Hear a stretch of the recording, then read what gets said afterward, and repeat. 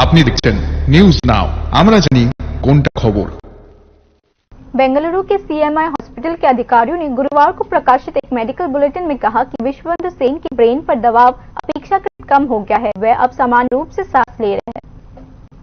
72 वर्षीय विधानसभा अध्यक्ष विश्वबंधु सेन को ब्रेन हेमरेज के कारण उन्नत उपचार के लिए त्रिपुरा से बेंगलुरु के एस्टर सीएमआई हॉस्पिटल में स्थानांतरित कर दिया गया है।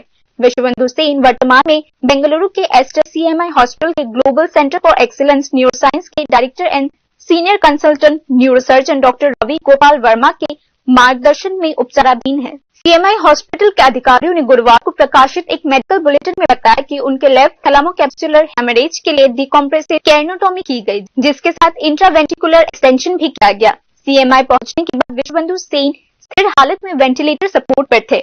वहां ब्रेन के सीटी स्कैन से हाइड्रोकैप्सुलर और बाद में बढ़े हुए इंट्राकैनल प्रेशर के बारे में पता चला। हॉस्पिटल के अधिकारियों ने बताया कि इसी उन्हें इमरजेंसी आर्टिवेंटल ईवीडी प्लेसमेंट से गुजरना पड़ा। इसके बाद ट्रेकोस्टोमी की गई। अस्पताल के अधिकारियों ने बताया कि उन्हें धीरे धीरे वेंटिलेटर से हटाया गया और वर्तमान में वे सामान्य रूप से सांस ले रहे हैं।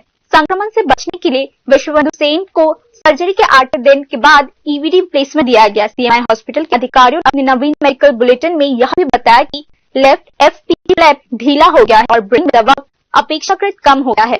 Bureau report news now.